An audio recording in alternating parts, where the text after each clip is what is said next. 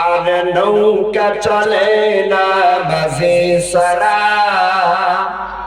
রিক্সা চলে না চালক ছাড়া, দুনিয়া চলে না আল্লাহ ছাড়া, মুমিন চলে না জিকির ছাড়া। আর একটু জোরে লা ইলাহা।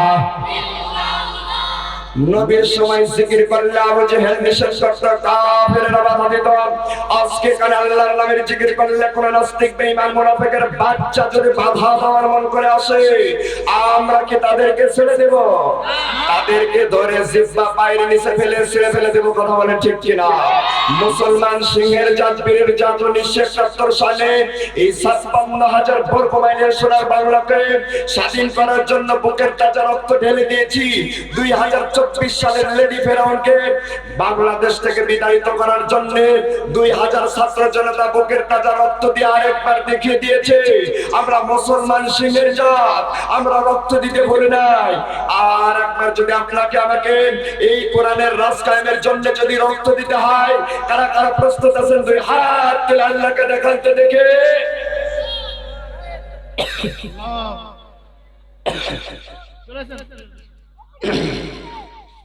আলহামদুলিল্লাহ, ঐতিহ্যবাহী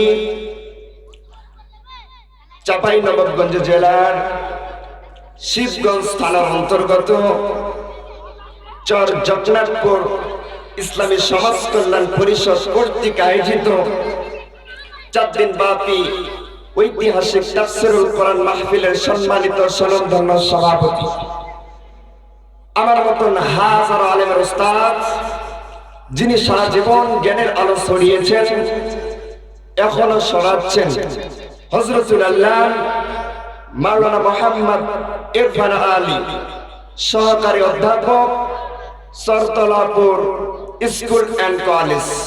স্যারের জন্য আমি অন্তর থেকে মুসাফির মানুষ দোয়া করছি, রব্বে করিম আমার স্যারকে যেন। আমার দুই একান্ত আপনজনেরা, গত বছর আমি যখন ভারতে প্রোগ্রামে গেলাম, কলকাতা আমাকে রিসিভ করার জন্য মাহফিল কমিটি আসলেন। আসার পর আমার সাথে কলকাতার একজন আলেম ছিলেন, ডাক দিয়ে বলছে যে বাংলাদেশে হুজুর কই? তো কলকাতার আলেম এখন ডাক দিয়ে বলে, এই যে এটা হলো বাংলাদেশে আলেম বা এটা বাংলাদেশি হুজুর। কমিটি এখন মন খারাপ হয়ে গেছে যে বাংলাদেশ থেকে আমরা দাওয়াত দিয়ে নিয়ে আসলাম, না জানি কত বড় কি হুজুর হবে, বিশাল বড় বডি হবে। আমার তো যে বডি দেখছেন, এই বডি দেখে হয়তো বাকি তাদের চয়েস হয়নি। এখন ডাক দিয়ে বলছে এই যে কচি হুজুরকে নিয়ে যে আমরা কি করব। আচ্ছা বলেন তো, আপনি বিড়াল দেখেছেন? বিড়াল আপনারা বিড়াল দেখেন নাই? বিড়াল লম্বা না খাটো, কালো না সাদা, এটা দেখার বিষয় নয়। বিষয় হলো বিড়াল ইঁদুর ধরতে পারে কিনা। কথা বলে ঠিক কিনা? আর আরেকটা বিষয় মাথায় রাখতে হবে, ছোট মরিচ একটু কি ঝাল বেশি হয়, ছোট মরিচ একটু ঝাল বেশি হয় কি হয় না? আমার প্রিয় একান্ত বুঝেরা, আমার কথাগুলো কি স্পষ্ট বোঝা যাচ্ছে? সমস্যা হচ্ছে আপনাদের? এই ছোট ভাইয়ের একটু আগাও, ঠান্ডার সময় একটু চেপে চেপে বসে আগাও। যেই জায়গায় বসেছো আলহামদুলিল্লাহ, যেই জায়গা ছেড়ে দিয়ে এসে সামনে বসবা, কাল কিয়ামতের ময়দানে ওই জায়গাটাও সাক্ষী হয়ে দাঁড়ায় যাবে। বলেন আল্লাহু আকবার। আমার প্রিয় একান্ত আপনজনেরা, গত বছর ভারতের কোচবিহারে এক প্রোগ্রামে গেলাম। যাবার পর আমাকে এখন সুন্দর করে, আপনারা যেমন সুন্দর করে খাবার পরিবেশন করেছেন, আমাকে খাবার খাওয়াইছেন, সেখানে মাহফিলে গেলাম। যাবার পর আমাকে খাবার পরিবেশন করা হলো।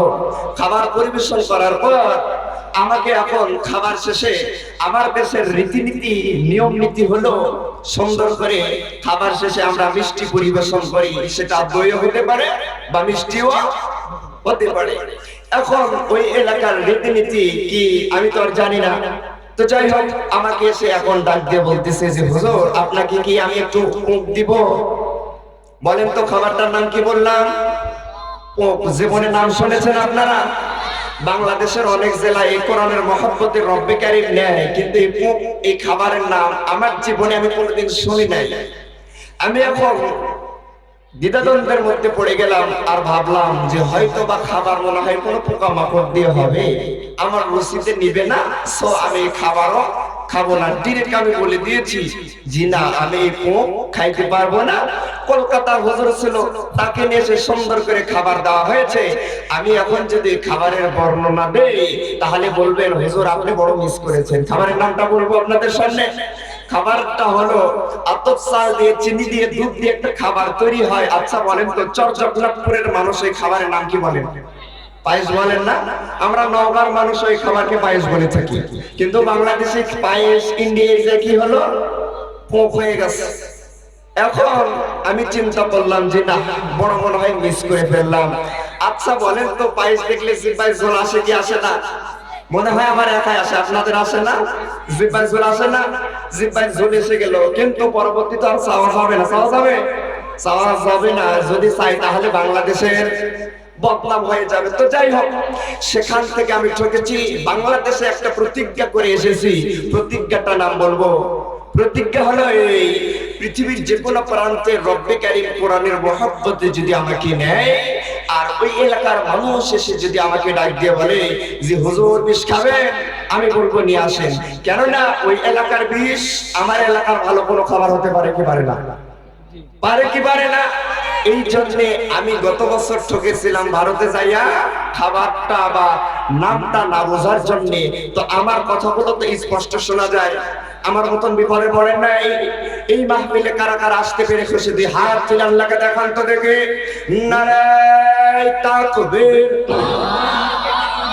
আল কোরআনের আলো সংসদে জালো, আলেম ওলামা যেখানে, শয়তান যেখানে, বিড়ি সিগারেট যেখানে, নারে তাকবীর।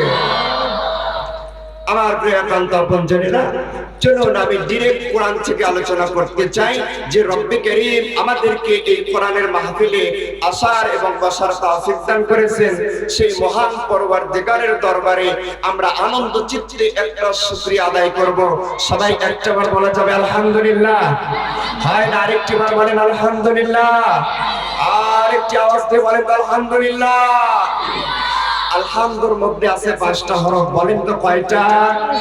আল্লিল্লাহর মধ্যে আছে 3টা, বলেন তো 5 আর 3 যোগ করলে কয়টা হয়? 8টা। তাফসীর ইবনে কাসিরের বর্ণনায় দেখলাম কোন আল্লাহর বান্দা এবং বান্দির মুখ থেকে যখন এই 8টি হরফ উচ্চারিত হয়, রব্বে কারীম খুশি হয়ে তার আমলনামায় এবং তার জন্য 8টি জান্নাতের দরজা বরাদ্দ করে দেয়। বলেন আল্লাহুম্মা আমিন। আর একটু জোরে বলেন আল্লাহুম্মা আমিন। রাসূলের প্রতি দরুদ ও সালাম পাঠাচ্ছি, যিনি ছিলেন মক্কাওয়ালা, মদিনাওয়ালা, রহমতের ভান্ডার, উম্মতের কান্ডার, যিনি ছিলেন আদর্শ একজন নেতা, যিনি ছিলেন আদর্শ একজন রাসূল, যিনি ছিলেন আদর্শ একজন বাবা, যিনি ছিলেন আদর্শ একজন নানা। সেই রাসূলের প্রতি আমরা দরুদ ও সালাম পাঠাচ্ছি। বিশ্ব নবী মুহাম্মদুর রাসূলুল্লাহ, সবাই পড়ে নিচ্ছে সাল্লাল্লাহু আলাইহি ওয়াসাল্লাম। এই মুহূর্তে আমি জানতে চাচ্ছি আমার প্রিয় একান্ত আপনজনেরা, আমি যে একটা কথা বলেছি আপনাদের ব্রেনে ধরতে পেরেছেন কি পারেন নাই আমার মনে হয় জানা নাই। আমি বলেছি আমাদের রাসূল একজন আদর্শ নেতা। কি নেতা? আমাদের রাসূলকে আদর্শ নেতা মানতে আবার আপনাদের কি কোনো দ্বিধাদ্বন্দ্ব হয়? আপনাদের কি কোনো দ্বিধাদ্বন্দ্ব হয়? চলুন আমরা একটু কোরআন থেকে দলিল নেব, কেননা কোরআনের বাহিরে আমরা কোনো কথা বলবো, কেননা এখানে লেখা আছে তাফসীরুল কোরআন মাহফিল। কি লেখা আছে? তাফসীরুল কোরআন মাহফিল। তাফসীর শব্দের অর্থ হলো ব্যাখ্যা, বিশ্লেষণ, খুলে ফেলা। আপনার সামনে একটা ছোট বাচ্চা দাঁড়িয়ে আছে, সুন্দর করে পেন পড়ে আছে। এখন আপনি চিনতে পারছেন না এটা ছেলে না মেয়ে, এটা ছেলে না মেয়ে। আপনি এখন চেনার জন্য কি করবেন? ফার্স্ট টাইম পেনটা ধরে টান দিয়ে খুলে ফেলবেন, তারপরে আপনি কনফার্ম হবেন সেটা ছেলে না মেয়ে। তাফসীর শব্দের অর্থ হলো খুলে ফেলা, তাফসীর শব্দের অর্থ ব্যাখ্যা, বিশ্লেষণ করা। আমরা কোরআন থেকে দলিল নেব এবং সে অনুপাতিক আমল করার চেষ্টা করব ইনশাআল্লাহ। চলুন আমাদের রাসূল যে আদর্শ একজন নেতা, আমরা কোরআন থেকে দলিল নেব। আল্লাহ রাব্বুল আলামিন পবিত্র কোরআনুল কারীমের মধ্যে বলেন وجعلناهم أئمة يهدون بأمرنا وأوحينا إليهم فعل الخيرات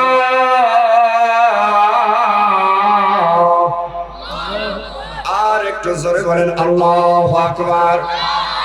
যারা আল্লাহু আকবার ধ্বনি দিয়ে আজকে পুরা কুরআনুল কারীমের মাহফিলের প্যান্ডেলটা মুখরিত করে দিয়েছেন, আপনাদের আল্লাহু আকবারের ধ্বনি আল্লাহ রাব্বুল আলামিন আরশে আজিম পর্যন্ত পৌঁছায় দিয়েছে। জোরে বলেন আল্লাহু আকবার। আমার প্রিয় একান্ত আপনজনেরা, বর্তমান মেডিকেল সায়েন্স প্রমাণ করে যে ব্যক্তির হার্টের রোগ আছে সেই ব্যক্তি যেন বেশি আল্লাহু আকবার বলে। কি বলে? যার হার্টের রোগ আছে সেই ব্যক্তি যেন আল্লাহু আকবার বেশি বেশি বলে।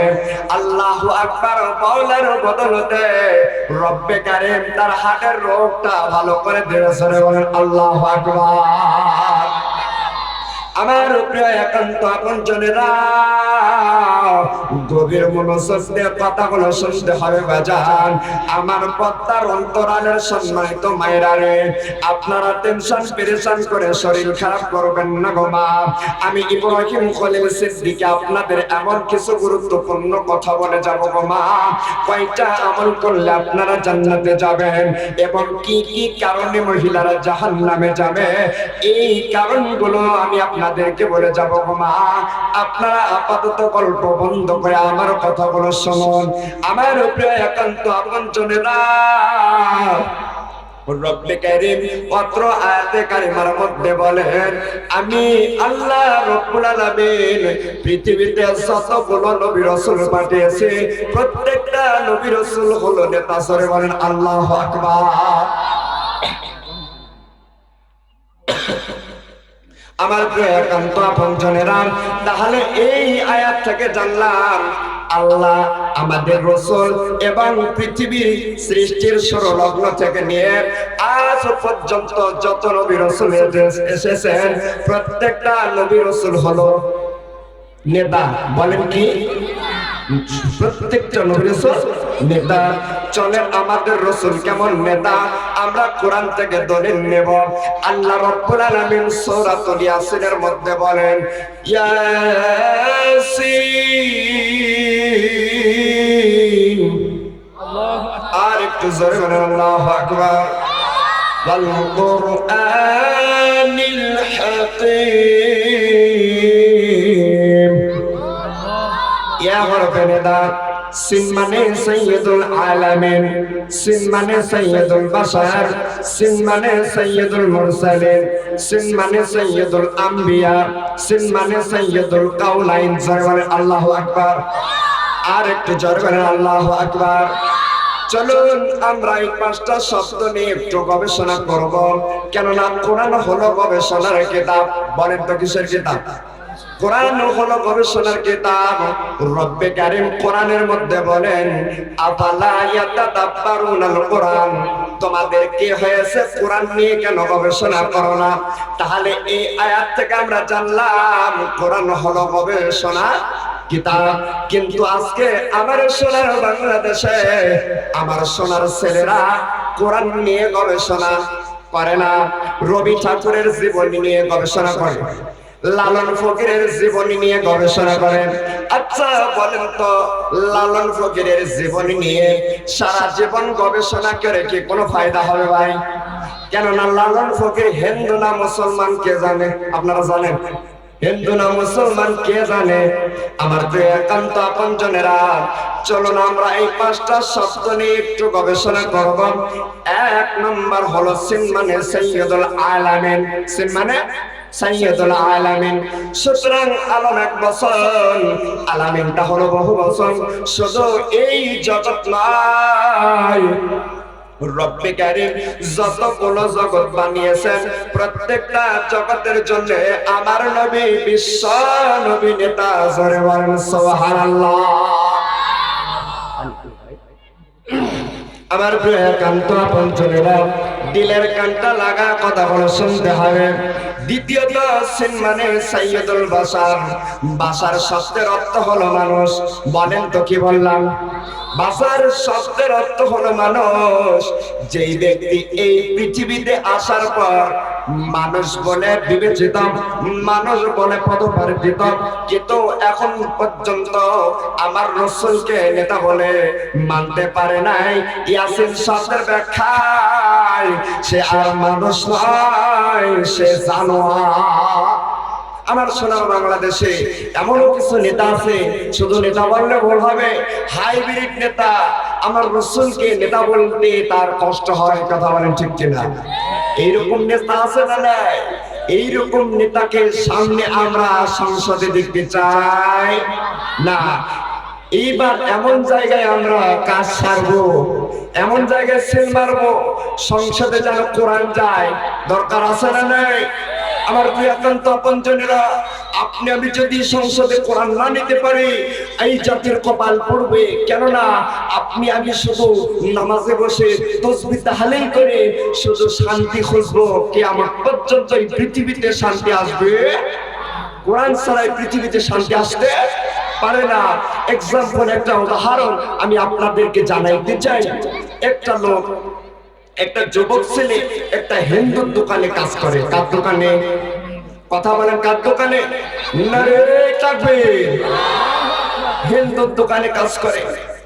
ওই যুবকটা হিন্দুর বাড়িতে এবং দোকানে যাওয়া আসা কাজকর্ম করতে করতে হিন্দুর একটা সুন্দরী মেয়ে ছিল। বলেন তো কি ছিল? সুন্দরী মেয়ে ছিল। বাড়িতে যাওয়া আসা করতে করতে সুন্দরী মেয়ের সাথে একটা জান্নাতি সুসম্পর্ক হয়েছে। বলেন তো সেটা হালাল না হারাম? আমার কথা মনে হয় বুঝছেন না আপনারা, কথা বোঝা যায় আপনাদের? আচ্ছা বলেন তো, যে সম্পর্কটা তৈরি হয়েছে সেটা হালাল না হারাম? পৃথিবীতে বিবাহ ব্যতীত যতগুলো সম্পর্ক, সমস্ত সম্পর্কগুলো হারাম। কিন্তু বর্তমান যুব সমাজ এই হারাম রিলেশনশিপের মধ্যে নিপতিত হয়ে গেছে। এমন কোন যুবক নাই যে হারাম রিলেশনের সাথে জড়িত নাই। যে সমস্ত যুবক ভাইরা আছো, আমি তোমাদেরকে উদারত আহ্বানের সাথে বলতে চাই, ও আমার কলিজার টুকরা যুবক ভাইরা, তোমরা এই সোনার বাংলাকে সোনালী যুগে ফিরিয়ে নিয়ে আসতে পারো। তোমরা এই গুনার মধ্যে না থেকে তোমরা ইসলাম চর্চা করো, কোরআন চর্চা করো, রাসূলের হাদিস চর্চা করো, রাসূলের জীবনী নিয়ে গবেষণা করো। রব্বে কারীম তোমাদের জীবনকে সুখময় করে দেবে। বলেন সুবহানাল্লাহ। আমার প্রিয় কান্তা আপনজনেরা, তো যাই হোক, যুবকের এই হিন্দুর মেয়ের সাথে একটা সুসম্পর্ক তৈরি হয়ে গেছে। তো যুবকটার নাম ছিল ইসলাম। বলেন তো কি নাম? ইসলাম। আর হিন্দু যে মেয়ে ছিল, ওই মেয়েটার নাম হলো শান্তি। বলেন তো কি নাম? শান্তি। ইসলামের শান্তির সাথে একটা সুসম্পর্ক তৈরি হয়ে গেছে। যখন হিন্দু ভদ্রলোকটা জানতে পেরেছে, জানার পরে ইসলামকে এখন ডাক দিয়ে বলে, আরে ইসলাম, তুই আমার কাজ আমার পোষ করিস, তুই সমস্ত কিছু আমার কাজকর্ম করা বাদ দিয়ে তুই আমার খেয়ে আমার পরে আমার সবকিছু, এবং তুই আমার মেয়ের সাথে লাইন, তোর তো চাকরি আজকে এখান থেকে নট করে দেবো। বলেন তো কি করে দেবো? নট করে দেবো। চাকরি ওখান থেকে কি হয়ে গেছে? নট হয়ে গেছে। চাকরিচ্যুত হবার পর এখন ইসলাম ওই হিন্দু ভদ্রলোককে ডাক দিয়ে বলতেছে যে, কাকা যা, আপনাকে আমি একটা সতর্ক বার্তা দিতে চাই। আপনি যে আমাকে আজকে এখানে চাকরিচ্যুত করলেন, চাকরি থেকে মাইনাস করে দিলেন, আমি আপনাকে বলি, দেখি আপনার শান্তিকে আপনার কাছে কতক্ষণ রাখতে পারেন। আপনার শান্তি আপনার কাছে কতক্ষণ রাখতে পারেন? এই বলে ইসলাম মনে করেন আপনাদের চাপাই রেল স্টেশনে চলে গেছে। যাবার পর শান্তির কাছে ফোন করছে। কার কাছে? শান্তির কাছে ফোন করছে। শান্তির কাছে ফোন করার পর এখন শান্তিকে ডাক দিয়ে বলতেছে, শান্তি, তুমি কি আমার সাথে থাকতে চাও না? তুমি কি আমার সাথে চলতে চাও না? শান্তি বলতেছে, আমি তোমার জন্য এই জীবন বিলিয়ে দিতে পারি। এরকম বলে কি বলে না? গত বছর ঢাকাতে রমনা পার্কে গেলাম, যাবার পর যুবকের আপনার পায়ের উপর মাথা দিয়ে সুন্দর করে মেয়েটা বলতেছে, এই রমনা পার্কের আকাশ সাক্ষী, বাতাস সাক্ষী, আমি তোমার, তুমি আমার। নাউজুবিল্লাহ বলেন। আমার প্রিয়কান্ত আপনজনেরা, এখন শান্তি চলে গেছে চাপাই রেল স্টেশনে। পরের দিনে সকালবেলা হিন্দু ভদ্রলোকটা দোকানের সামনে যে মাথায় এক থাবড়া পিছনে আরেক থাবড়া দিয়ে ডাক দিয়ে বলে, হায় রে হায়, আমার শান্তি নাই। বলেন তো কি নাই? শান্তি নাই। পাশের এক দোকানদার দিয়ে বলে, দোকানদার ডাক দিয়ে বলে যে, কাকা যান, কাকা বাবু, আপনার কি হয়েছে, শান্তি নাই? ডাক দিয়ে বলে যে, আমার শান্তি নাই বাবা। ওই শান্তির কথা আমি বলছি না, আমার মেয়ে শান্তি নাই। ওই যুবক ছেলে এখন পাশের দোকানদার ডাক দিয়ে বলে যে, কাকা যান, একটা কথা বলেন তো, আগে আপনি বলেন আপনার দোকানের কর্মচারী ইসলাম গেছে কই? ইসলাম গেছে কোথায়? মেহেরবানি করে ইসলাম গেছে কোথায় একটু বলে। যখন এই কথা বলেছে, হিন্দু ভদ্রলোক ডাক দিয়ে বলতেছে, জি বাবা, গতকালকেই তো আমি ইসলামে চড় আর পিটানি থাপ্পড় দিয়ে এলাকা ছাড়া করেছি। যুবক ছেলে এখন ডাক দিয়ে বলে, জি কাকা সান, কাকা বাবু, ইসলাম আছে যেখানে শান্তি থাকবে সেখানে। ওমিয়া, তুমি ইসলাম রে কবরে পাঠাচ্ছ, তুমি এই জমিনে শান্তি খুঁজতেছ, কিয়ামত হয়ে যাবে, এই পৃথিবীতে শান্তি আসবে না, আসবে না, আসবে না। কথা বলেন ঠিক কিনা? এই পৃথিবীতে যদি আপনি শান্তি আনতে চান, আমার সোনার বাংলায় যদি আপনি শান্তি আনতে চান, এই কোরআনের কাছে আপনাকে আমাকে আত্মসমর্পণ করতে হবে। এই কোরআনের কাছে আপনাকে আমাকে মাথা নত করতে হবে। এই কোরআনের আইন দ্বারা আমার সোনার বাংলার সংসদ ভবনে পরিচালিত করলে আমার সোনার বাংলায় শান্তির রব্বে কারীম আকাশ থেকে এমনিতেই জমিনে নাযিল করবে। কথা বলেন ঠিক কিনা? কিন্তু আপনার আমার জীবনে সব চলবে, সব থাকবে, কোরআন মানা যাবে, কোরআন আমরা মানবো না, সংসদে নিয়েও যাব না। এরকম কিছু হাইব্রিড সন্তান শয়তান নেতা আছে না? এইরকম নেতা থেকে সামনে আমরা বিরত থাকবো। তাদেরকে সংসদে পাঠানোর জন্য আমরা সংসদ থাকবো, তাদেরকে আমরা সংসদে পাঠাবো না ইনশাআল্লাহ। একটু মহব্বতে জিকির করো, লা ইলাহা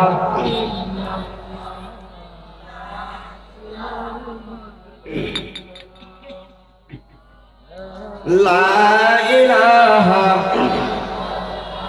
লা ইলাহা ইল্লাল্লাহু মুহাম্মাদুর রাসূলুল্লাহ সাল্লাল্লাহু আলাইহি ওয়াসাল্লাম। আমার প্রিয় কণ্ঠপ্রঞ্জনেরা, আমি যে কথা বলছিলাম, তাহলে সিন মানে সাইয়্যিদুল বাশার, বাশার শব্দের অর্থ হলো মানুষ। আপনি আমি পৃথিবীতে আসবো, কিন্তু আমার রাসূলকে নেতা মানবো না, তা হবে না। আমার প্রিয় কণ্ঠপ্রঞ্জনেরা, দিলের কানটা লাগায় কথাগুলো শুনে যান বাজান। আমি আপনাদেরকে কি মেসেজ গুলো দিতে চাই। 3 নম্বরে সাইয়্যিদুল মুরসালিন। আমার প্রিয়াকান্ত আপনজনেরা, মিশকাত শরীফের 511 নম্বর পৃষ্ঠার হাদিস, সেই জায়গায় লেখা রয়েছে, পৃথিবীতে রব্বে কারীম 115 জন রাসূল পাঠিয়েছিলেন। কত হলো? 115 জন রাসূল পাঠিয়েছিলেন। সুতরাং 115 জন রাসূলের জন্য আমার নবী বিশ্ব নবী নেতা, জোরে বলেন সুবহানাল্লাহ। আমার আপনজনেরা, সিন মানে সাইয়্যিদুল বাশার, সিন মানে সাইয়্যিদুল আম্বিয়া। আমার আপনজনেরা, আল্লাহ রাব্বুল আলামিন পৃথিবীতে 1,24,000, মতান্তরে 2,24,000 নবী পাঠিয়েছেন। কি বানাইলো? 1,24,000, মতান্তরে 2,24,000 রব্বে কারীম পৃথিবীতে নবী পাঠিয়েছেন। সুতরাং এই 1,24,000 মতান্তরে 2,24,000 নবীর জন্য আমার নবী বিশ্ব নবী নেতা, জোরে বলেন সুবহানাল্লাহ। আমার প্রিয় একান্ত আপনজনেরা, সিন মানে সাইয়্যিদুল কাউনাইন। কাউনাইন শব্দের অর্থ হলো উভয় জগৎ। কোন জগৎ? উভয় জগৎ। শুধু এই জগৎ নাই, আপনি আমি এই দুনিয়ার মায়া ত্যাগ করে পরলৌকিক জীবনে যাব কি যাব না? আপনি আমি মৃত্যুবরণ করবো না বাজান? আপনি আমি যখন মৃত্যুবরণ করব, প্রত্যেকটা ব্যক্তির সামনে 5টা বড় বড় ঘাটি অপেক্ষা করছে। কয়টা? 5টা বড় বড় ঘাটি অপেক্ষা করছে। মৃত্যু, কবর, হাসর, মিজান, ফুলসিরাত। এই 5 জায়গায় নেতৃত্ব দিবে আমার নবী বিশ্ব নবী মুহাম্মাদুর রাসূলুল্লাহ সাল্লাল্লাহু আলাইহি ওয়াসাল্লাম। আচ্ছা বলেন তো, এই 5 জায়গায় যদি আমার রাসূল নেতৃত্ব দেয়, আপনি আমি যদি রাসূলকে নেতা না মানি, এই 5 জায়গায় কি পাওয়া যাবে ভাই? আমার কথা মনে হয় আপনারা বুঝতেছেন না। এই যে সামনে নির্বাচন, আপনাদের সামনে নির্বাচন, ধরেন আপনি বিএনপির মিছিল করলেন, বিএনপির মিছিল করার পর আপনি যদি জামাতের অফিসে যাইয়া বসেন, আচ্ছা বলেন তো জামাত কি আপনাকে চা বিস্কিট দিবে? পিটাবে না? আচ্ছা ধরেন আপনি জামাতের মিছিল করলেন, মিটিং করলেন, জামাতের নেতা ডক্টর কেরামতের সাথে আপনি ঘুরলেন, ঘোরার পর আপনি যদি আপনার বিএনপির শাহজাহান মিয়ার অফিসে যাইয়া বসেন, আচ্ছা বলেন তো আপনাকে মনে হয় সুন্দর করে কোরমা পোলাও খাওয়াবে? কি করবে? পিটাবে কি পিটাবে না? এইটা যদি আপনি আমি বুঝি, এক দলের মিছিল মিটিং করে অন্য দলের অফিসে যাইয়া যেমন বসলে খাওয়া পাওয়া যায় না, আপনি আমি যদি এই পৃথিবীর জীবনে আমার রাসূলকে নেতা না মানি গো, আখিরাতে এই 5টা জায়গায় আমার রাসূলকে নেতা হিসাবে পাওয়া যাবে না। কথা বলেন ঠিক কি না? দাদা ভাই, পৃথিবীতে রব্বে কারীম আপনাকে পাঠিয়েছে শুধু কোরমা পোলাও গোশ পোলাও খাওয়ার জন্য না আল্লাহর ইবাদত করার জন্য? আপনারা এখানে আসছেন কেন বলেন তো দেখি? কেন আসছেন? সাওয়াবের আশায় না? বিনা লাভে কি আপনারা এসে ঠান্ডার মধ্যে বসে আছেন? আমি ইব্রাহিম খলিল সিদ্দিকী নওগাঁ থেকে এসেছি বিনা স্বার্থে, বিনা স্বার্থে এসেছি। রব্বে কারীম আপনাকে এত সুন্দর দেহ দিয়ে পৃথিবীতে পাঠাইছে, আল্লাহ আপনাকে বিনা স্বার্থ ছাড়া পাঠায়, বিনা উদ্দেশ্য ছাড়া পাঠায় না। আল্লাহ রাব্বুল আলামিন আপনাকে পৃথিবীতে পাঠিয়েছে আল্লাহর ইবাদত করার জন্য, আল্লাহর গোলামি করার জন্য, আল্লাহর দাসত্ব করার জন্য। কথা বলেন ঠিক কি না? আবার তো এখন তো আপনজনরা এক্সাম্পল একটা কথা বলে সামনে আগায়। ধরেন বাংলাদেশের কোন কর্মকর্তাকে ডক্টর ইউনূস সাহেব রাষ্ট্রীয় তহবিল থেকে অর্থ দিয়া আমেরিকায় জাতিসংঘের কাছে কোনো কাজ করার জন্য পাঠিয়েছে। পাঠানোর পর ওই লোকটা আমেরিকায় যাওয়ার পর, কর্মকর্তা উন্নত রাষ্ট্রে যাওয়ার পর আমার বাংলাদেশে রাস্তাঘাটের যে বেহাল অবস্থা, চলাফেরা করতে করতে উন্নত রাষ্ট্রে যাওয়ার পর এখন ঘুরতে ঘুরতে 3 মাসের ভিসা নিয়ে গেছে। 2 মাস 29 দিন যখন হয়ে গেছে, রাষ্ট্রের যে কাজের জন্য ডক্টর ইউনূস স্যার যে জন্য পাঠিয়েছে ওই কাজ না করে পাসপোর্টের দিকে, ভিসার দিকে তাকিয়ে দেখে যে তার ভিসার মেয়াদ শেষ। তাকে কি করতে হবে? বাংলাদেশে ব্যাগ দিতে হবে, তাছাড়া আমেরিকার পুলিশরা তাকে ধরে জেলখানায় ভরবে। এখন বাংলাদেশে ওই ব্যক্তি চলে আসছে, আসার পর ডক্টর ইউনূস স্যারের কাছে গেছে, যাবার পর ইউনূস স্যার এখন ডাক দিয়ে বলে যে ও অমুক কর্মকর্তা, তুমি যে এখানে এসেছো, তোমাকে যে কাজের জন্য আমি পাঠাইলাম, যে কাজের জন্য তোমাকে পাঠিয়েছি, আচ্ছা বলো তো ওই কাজটা কি হয়েছে? এখন কর্মকর্তা ডাক দিয়ে বলে যে স্যার উন্নত রাষ্ট্র গেছি তো এই জন্য ঘুরতে ঘুরতে সময় আর পাইনি, স্যার মাফ করবে, আরেকটা আবার ভিসা লাগায় আমি আবার আমেরিকায় যাব, আবারও কাজ করব। বলেন তো তার জন্য ইউনূস স্যার মনে হয় প্রমোশন দিবে, হাদিয়া তহফা দিবে, ফ্ল্যাট দিবে, তাকে ফার্স্ট টাইম কি করবে? চাকরিচ্যুত করবে। যে বদমায়াস লোক তোকে পাঠাইছি রাষ্ট্রের তহবিল থেকে টাকা দিয়ে তোকে রাষ্ট্রের কাজ করার জন্য, আর তুমি মিয়া আমেরিকা যাইয়া ঘুরতে ঘুরতে ভিসার মাস শেষ করে আসছো। ফার্স্ট টাইম তাকে চাকরিচ্যুত করা হবে, দ্বিতীয়ত তার জরিমানা করা হবে, তৃতীয়ত বাংলাদেশের জেলখানায় তাকে ঢোকানো হবে। কথা বলেন ঠিক কিনা? আপনি আমি যখন আল্লাহর সামনে চলে যাব, যাবার পর আপনাকে আমাকে যদি বলে যে আব্দুল সাত্তার জগন্নাথপুরের লোক, বলো তোমাকে 60 বছরের একটা ভিসা লাগে, তোমাকে পৃথিবীতে পাঠিয়েছি, তুমি আমার জন্য যে কাজগুলো দিয়েছিলাম বলো তো তুমি করেছো? আপনি আমি যদি বলি যে আল্লাহ পৃথিবীর আপনার সৌন্দর্য দেখে ঘুরতে ঘুরতে ঘুরতে ঘুরতে আমার সময় শেষ হয়ে গেছে, আল্লাহ আপনি আরেকটা বার কি করেন, আরেকটা ভিসা লাগে আমার পৃথিবীতে পাঠান। আচ্ছা বলেন তো আল্লাহ পাঠাবে? আমার প্রিয়কান্ত আপনজনের রব্বে কারীম আপনাকে আমাকে আল্লাহর জেলখানা জাহান্নামের মধ্যে নিক্ষেপ করবে। কথা বলেন ঠিক কিনা? এই জন্য পৃথিবীতে রব্বে কারীম যতটুকু সময় আপনাকে আমাকে দান করেছেন, এই সময়ের সদ্ব্যবহার করার দরকার আছে না নাই? আল্লাহ রাব্বুল আলামিন আপনাকে আমাকে পৃথিবীতে পাঠিয়েছেন আল্লাহর ইবাদত করার জন্য। প্রত্যেকটা পদে পদে আপনি আমি রব্বে কারীমের ইবাদত করে এই পৃথিবীর মায়া ত্যাগ করে যাইতে চাই। কথা বলেন ঠিক কিনা? আপনারা পারবেন সেটা করতে? আল্লাহ রাব্বুল আলামিন আমাদেরকে করার তৌফিক দান করুন। আল্লাহু আমিন। আমার প্রিয় একান্ত আপনজনেরা, তাহলে বিশ্বনবী আমাদের কি?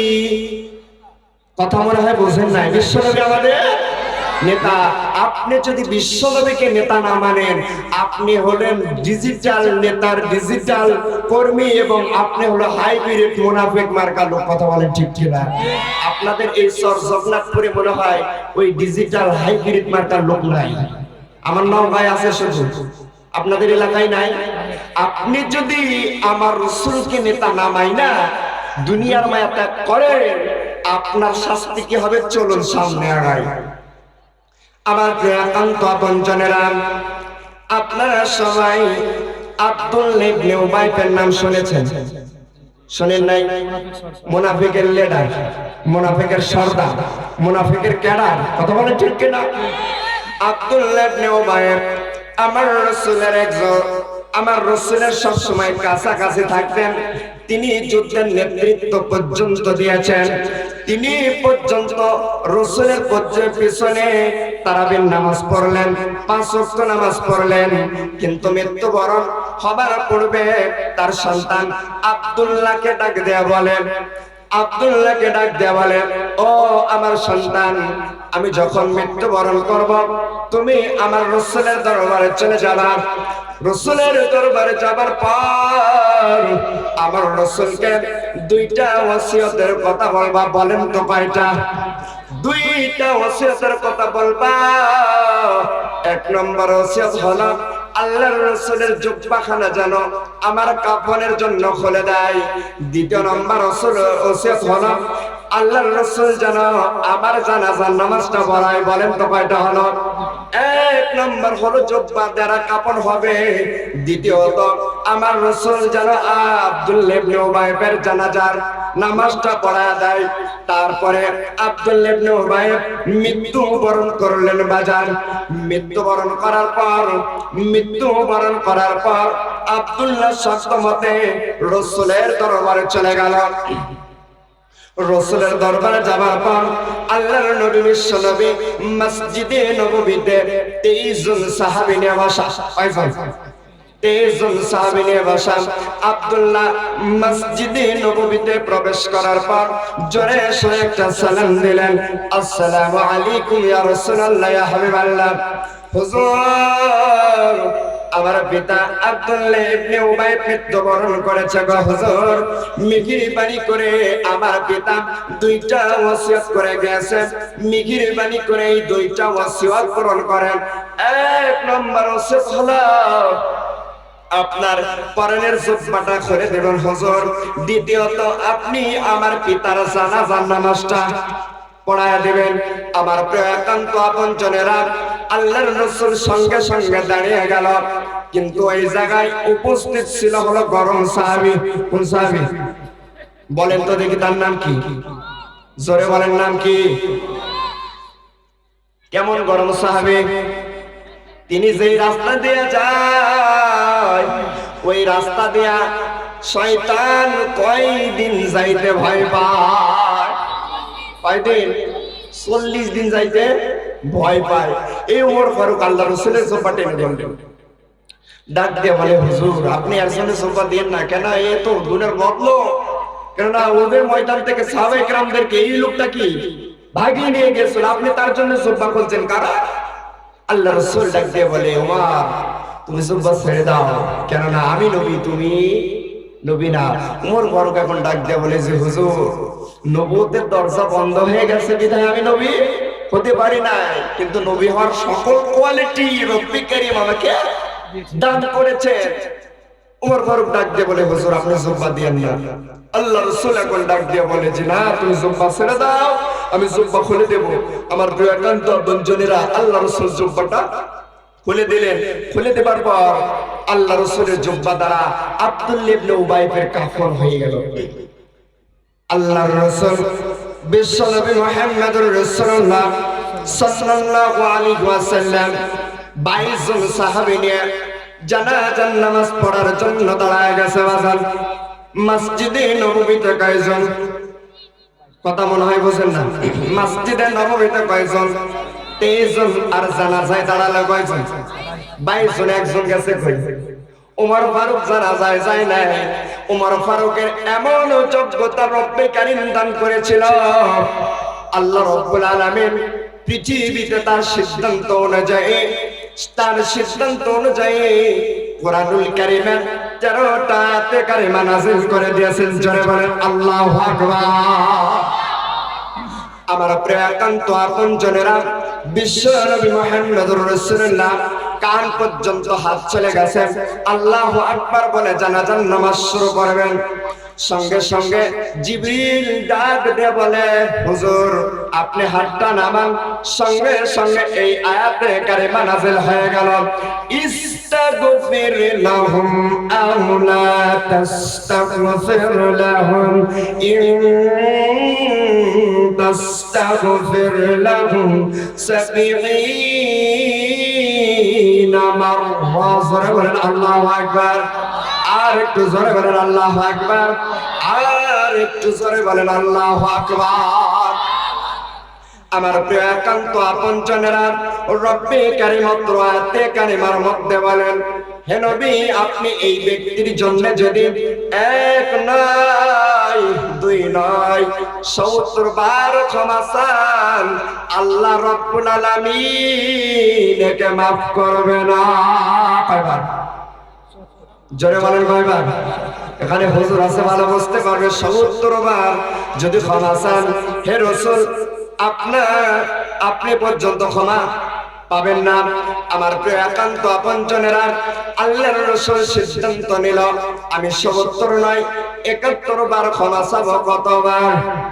71 বার ক্ষমা চাওয়ার জন্য যখন আবার প্রস্তুতি নিলেন, আয়াতের বাকি অংশটুকু আবার নাযিল হয়ে গেল, ফালাইয়াগফিরুল্লাহু লাহুম। জোরে বলেন, আর একটু জোরে বলেন। আচ্ছা বলেন তো, আপনারা কি আমার উপর রাগ করেছেন? প্রধান বক্তা তুলে দেব হুজুর, আপনারা কথা বলছেন না কেন? কথা না বললে, কথা বললে মজা হবে না। আমি করবো ওয়াজ, আপনাদের দিতে হবে আওয়াজ, দুইটা মিলা হবে ওয়াজ। কথা বলে, এটা একটা কিন্তু ক্লাস। আমি যে কথাগুলো বলছি আমার বাপ দাদার কথা বলছি, কোরআনের বাইরে কোনো কথা হচ্ছে, তাহলে আপনারা আমার সাথে কথা আদান প্রদান করেন না। মাইক ছেড়ে দেবো। তাকবীর দান তো দেখি, লিল্লাহি তাকবীর। আওয়াজ হয় নাই। এখানে অবিবাহিত কারা কারা? একটু 2 হাত তুলে দেখাও তো তারা কারা অবিবাহিত কারা কারা? এই কয়েকজন অবিবাহিত এত কম হলে ইসলামের বিজয় হবে কিভাবে? সবাইকে হাদি হতে হবে, ওসমান আদি হওয়ার দরকার আছে না নাই? এই যারা অবিবাহিত এদের একটা তাকবীর হবে, যারা বিবাহিত তাদের একটা তাকবীর হবে। যুবক তোমরা যদি আজকে তাকবীরে বিজয় হও, তোমাদের জন্য আমি ইব্রাহিম খলিল সিদ্দিকী দোয়া করে যাব, অতি শীঘ্রই রব্বে কারীম তোমাদের বিয়ের ব্যবস্থা করে দেবে। সভাপতি সাহেব এখানে আছে, ইনি আজকের বিচারক। দেখা যাক কার আওয়াজ বেশি জোরে হয়। যারা অবিবাহিত আছো তাদের আওয়াজ আমি সর্বপ্রথম শুনবো। অবিবাহিতরা প্রস্তুত আছো? লিল্লাহি তাকবীর। এবার তোমরা স্টপ। যারা বিবাহিত তাদেরটা শুনতে চাই, দেখি কাদের পাওয়ার বেশি। এবার বিবাহিতরা লাগাবেন লিল্লাহি তাকবীর। বিবাহিতরা জিতে গেছে মনে হয়। সভাপতি সাহেব বলছে বিবাহিতরা জিতে গেছে। আল্লাহু আকবার। যুবক তোমাদের জন্য আমি কথা অনুপাতে দোয়া করতে পারলাম না। আমার একান্ত আপনজনেরা, আব্দুল্লাহ ইবনে উবাইয়ের কথা বলছিলাম। এই আয়াতে কারিমার মধ্যে রব্বে কারীম বললেন, হে নবী আপনি এই ব্যক্তির জন্য যদি কিয়ামত পর্যন্ত দোয়া করেন, কোন পর্যন্ত? কিয়ামত পর্যন্ত যদি দোয়া করেন, আমি আল্লাহ দোয়া কবুল করব না। শুধু এই ব্যক্তির জন্য নয়, আয়াত আয়াতের মধ্যে রয়েছে হোম, এখানে হুজুর আছে, আলেম আছে। হোম হলো বহু বছর জমির কথা বলেন, এটা হলো বহু বছর। শুধু এই আব্দুল্লাহ ইবনে উবাই নয়, কিয়ামত পর্যন্ত যারা মুনাফিক হবে তাদের জন্যও দোয়া করা যায়, তাদের জন্য দোয়া করলে কবুল হবে না। আচ্ছা, আপনি হাইব্রিড মুনাফিক মৃত্যুবরণ করলেন, আমি ইব্রাহিম খলিল সিদ্দিকী খানায়ে কাবা স্পর্শ করার সুযোগ আমার হয়েছে, রাসূলের রওজার পাশ থেকে রাসূলকে সালাতু সালাম পড়ানোর সুযোগ হয়েছে, আমি আপনার জানাজায় দাঁড়ালাম, আপনার জানাজা দিলাম, আপনি ডাইরেক্ট মুনাফিক। আচ্ছা বলেন তো, আপনার ওই জানাজা কি রব্বে কারিমের দরবারে যাবে? আমার কথা মনে হয় বুঝেন নাই। আপনি মুনাফিক, মরার পরে আপনার জন্য আমি ইব্রাহিম খলিল সিদ্দিকী দোয়া করলাম, আপনার জন্য যেই দোয়া আমি করব ওই দোয়া কি রব্বে কারিমের দরবারে যাবে? যাবে না। আচ্ছা বাদ দিলাম আমার কথা, আমি ছোট্ট মানুষ, আপনাদের হয়তো ওইভাবে পছন্দ হয় নাই। বাংলাদেশের জাতীয় মসজিদের ইমাম মুফতি আব্দুল মালিক সাহেব হুজুর, তিনি যদি মুনাফিকের জানাজায় আসে এবং তার জন্য যদি দোয়া করে, আচ্ছা বলেন তো আব্দুল মালিকের মনে হয় দোয়া কবুল হবে? আচ্ছা বাংলাদেশের কথা বাদ দিলাম, আপনি চলেন খানায়ে কাবার ইমাম সাহেব ডক্টর সাহেব আব্দুর রহমান আল সাদিসি সাহেব হুজুর, আপনি মুনাফিক মৃত্যুবরণ করেছেন, আপনার জানাজার সামনে দাঁড়িয়ে ডক্টর আব্দুর রহমান আল সাদিসি সাহেব দোয়া করছেন। আচ্ছা বলেন তো আপনার ওই জানাজা কি রব্বে কারিমের দরবারে যাবে? আমার প্রিয় একান্ত আপনজনেরা, এখান থেকে আমরা বুঝতে পারলাম, আপনি কোরআন খোলেন, আপনি কোরআন খোলেন, মুনাফিক সম্পর্কে একটা সূরা আছে, সূরাতুল মুনাফিকুন, 1.5 পৃষ্ঠা রব্বে কারীম মুনাফিক সম্পর্কে আলোচনা করেছেন। আপনি কাফেরের জন্য একটা সূরা নাযিল করেছেন, মাত্র 3 লাইন আল্লাহ সমাপ্ত করেছেন। আর এখানে থেকে আমরা বুঝতে পারলাম কাফেরের চেয়ে মুনাফিক বেশি খারাপ না বেশি ভালো? কাফেরের চেয়ে মুনাফিক বেশি খারাপ। মুনাফিকটা হলো দুমুখ, দুমুখ বুঝে, ডানে বামে সব দিকে মুখ আছে, আপনার মুখে মুখে এক অন্তরে যাইয়া আরে। এই আব্দুল্লাহ ইবনে উবাইয়ের জীবনে আমি পুরোটা তছনছ করে পড়লাম, গবেষণা করলাম, কেননা কোরআন গবেষণার কিতাব। আমি গবেষণা করলাম যে আব্দুল্লাহ ইবনে উবাইয়ের জীবনে সবকিছুই ভালো, কিন্তু এই মুনাফিক হলো কেন? আপনারা বলতে পারেন এই মুনাফিক হলো কেন? বলতে পারেন আপনারা কেন মুনাফিক হলো? আমার প্রিয় একান্ত আপনজনেরা, আমি তার জীবনী পুরা জীবনী গবেষণা করি, যেটা আমার চোখে ধরা পড়েছে সেইটা হলো আল্লাহ রাসূল যখন বললেন আল্লাহর কাছে 2টা নাম পছন্দের, একটা হলো আব্দুল্লাহ, একটা হলো আব্দুর রহমান। সঙ্গে সঙ্গে আব্দুল্লাহ ইবনে উবাই তার নিজের নাম পাল্টিয়ে দিয়েছে আব্দুল্লাহ, তার ছেলের নাম পাল্টিয়ে দিয়েছে আব্দুল্লাহ, তার বাপের নাম পাল্টিয়ে দিয়েছে আব্দুল্লাহ, তার দাদার নাম পাল্টিয়ে দিয়েছে আব্দুল্লাহ।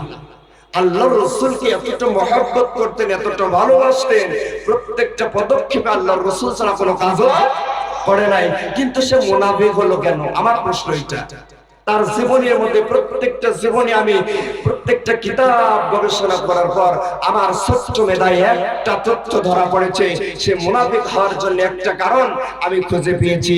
আল্লাহ রাসূল আব্দুল্লাহ ইবনে মুনাফিক, আব্দুল্লাহ ইবনে উবাই এবং সাহাবায়ে কেরামদেরকে নিয়ে যা পরামর্শ করত এবং আব্দুল্লাহ ইবনে উবাইকে যা বলা হতো ওইগুলো নিয়ে যা আবু জাহেলের কাছে পাচার করতো। কি করতো? পাচার করতো। এক কথায় আল্লাহ রাসূলকে মুখে মুখে মানত, কিন্তু অন্তরে অন্তরে তার নেতা ছিল আবু জাহেল। নাউজুবিল্লাহ বলেন। তাহলে আব্দুল্লাহ ইবনে উবাইয়ের নেতার নাম আবু জাহেল। এই জন্য রব্বে কারীম তাকে মুনাফিকের কি বানাইছে? সর্দার বানিয়েছেন, মুনাফিকের লিডার বানিয়েছেন।